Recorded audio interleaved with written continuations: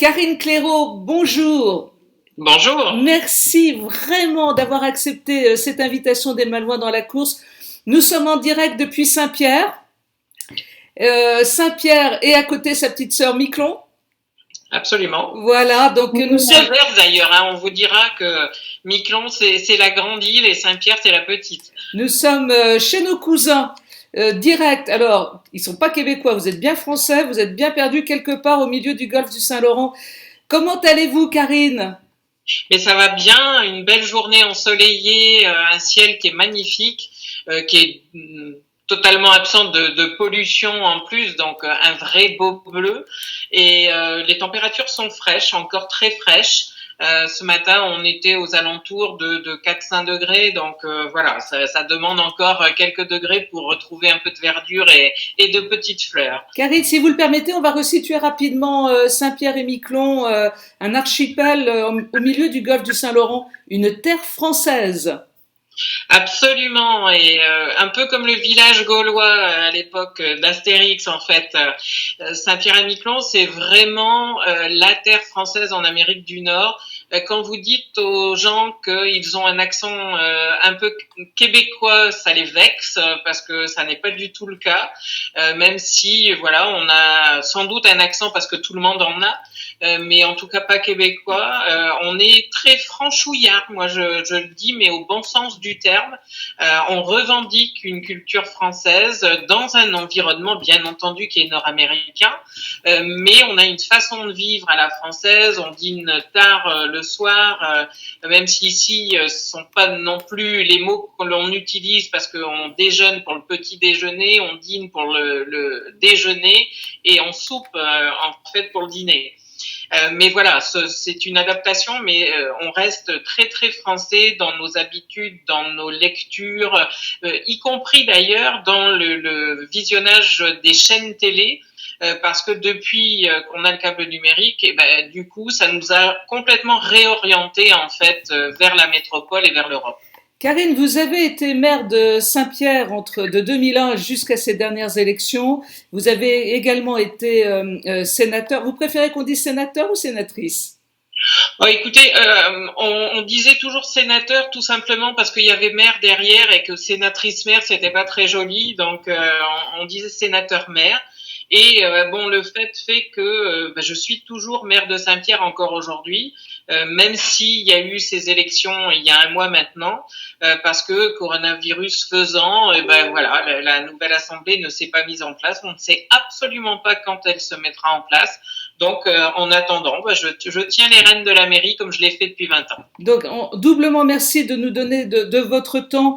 Karine, est-ce que vous pouvez nous faire un bilan du coronavirus sur Saint-Pierre et sur Miquelon? Alors, Saint-Pierre-et-Miquelon, c'est une terre relativement protégée pour le coup, parce que voilà, hein, on n'arrive pas ici par hasard, donc il y a quand même pas mal d'escales. Il y a un cas avéré de coronavirus, mais une personne qui est asymptomatique. Donc, pour l'instant, c'est vraiment contenu.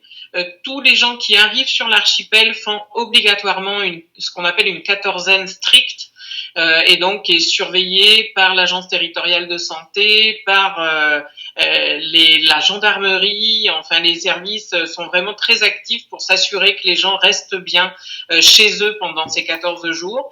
Il y a un test systématique pour tous les gens qui sont arrivés par l'avion. Et je dis par l'avion parce qu'en fait, les liaisons bateaux, notamment passagers, sont interrompues depuis un mois maintenant. Et donc, on a un avion tous les 15 jours à peu près à moitié de sa capacité. Donc la TR-42 peut amener 44 passagers. On est entre C'est des 20 et liaisons entre 25 passagers. Montréal et Saint-Pierre? Entre Montréal et Saint-Pierre, absolument, pour rapatrier, je dirais, les gens qui étaient soit partis en évacuation sanitaire, soit partis en vacances. Et se posera dans quelques semaines maintenant la question des étudiants. Alors, on rappelle que vous êtes un archipel, hein, vous êtes donc un groupement d'îles. Comment se fait le ravitaillement en termes tout simplement de nourriture? Alors, c'est avec le Canada, essentiellement avec le Canada, par le biais d'un porte-container. Donc lui, il continue à venir. Par contre, l'équipage n'est pas autorisé à débarquer du bateau. Et donc, on est approvisionné une fois par semaine, en fait, en produits frais qui arrivent dans des containers en provenance du Canada et en provenance d'Europe, mais qui transitent par le Canada.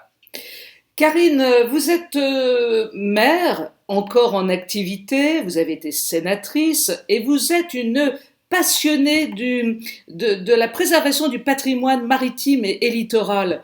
Est-ce que, alors, question un petit peu plus personnelle, pensez-vous que ce confinement aura permis à la nature de reprendre un peu ses droits, y compris la nature en ce qui concerne la mer, les cétacés qui passent tout près de chez vous, là? Absolument. Oui, je pense que quelque part la nature aura commencé à reprendre ses droits.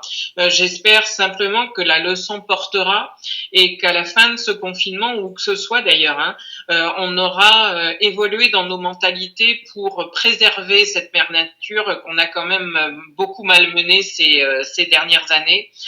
Euh, oui, moi je suis une passionnée de la mer notamment et du littoral. Je préside le Conseil national de la mer et des littoraux. Ça fait une vingtaine d'années en fait. Depuis que je suis élue, je suis vraiment très très active. J'ai participé au Grenelle de la mer. Je faisais partie du comité de suivi. Et c'est vraiment quelque chose qui me passionne avec l'Association nationale des élus du littoral. Je suis là aussi très active parce que il faut réellement rendre compatibles en fait les activités à terre, les activités en mer. Il faut faire en sorte que ce qu'on prélève au niveau de la mer, ce soit raisonné, raisonnable et que ce soit réfléchi avant qu'on y aille, ce qui n'a pas toujours été le cas non plus. Hein. J'en veux pour preuve la grande pêche qui a quand même eu une incidence qui était loin d'être neutre sur la quantité de poissons dans les océans et malheureusement sur certaines parties ça continue encore. Pour moi le patrimoine maritime ici c'est notre ADN, ça coule, l'eau de mer coule dans nos veines je dirais et donc à partir de ce moment-là pour moi la mer c'est essentiel, il faut que je respire l'iode, il faut que j'entende le bruit des vagues, pour moi si je n'ai pas ça, ça me manque et ça me manque très très vite et donc du coup il faut préserver ça. Nous avons bien ça en commun entre Saint-Pierre et Saint-Malo, il n'y a vraiment pas de problème, nous parlons bien le même langage. Karine, merci. Alors, je vais vous charger d'une mission très très très importante. Il va falloir transmettre à tous les Saint-Pierrais les amitiés sincères et profondes de tous les Malouins qui ont pour la plupart encore de la famille sur place et qui pensent très fort à eux. Eh ben, je le ferai avec plaisir et c'est vrai qu'à chaque fois que je vais à Saint-Malo, moi j'ai déjà à cœur d'aller voir les Terre-Neuve de Saint-Malo et puis tous les amis que je peux avoir là-bas. Donc Lionel Martin, à Hyacinthe, à tous ceux qui de près ou de loin touchent la famille des Terre-Neuve, je les embrasse très fort et je leur dis et je vous dis à très bientôt alors. On va transmettre. Merci beaucoup, Karine. On se dit à très vite parce que le lien est là maintenant, il existe. Et on va le maintenir. Merci, Karine. Et surtout, prenez bien soin de vous. Merci, à très bientôt. Merci, au revoir.